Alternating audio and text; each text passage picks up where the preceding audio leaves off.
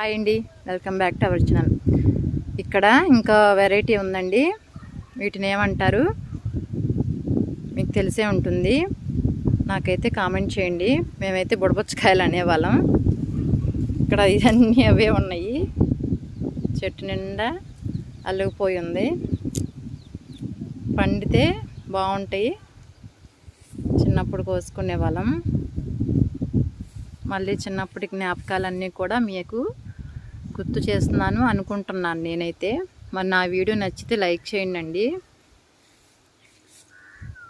ఇంకెక్కడ చూసినా ఈ తీగ అల్లుకుపోయి ఉంది.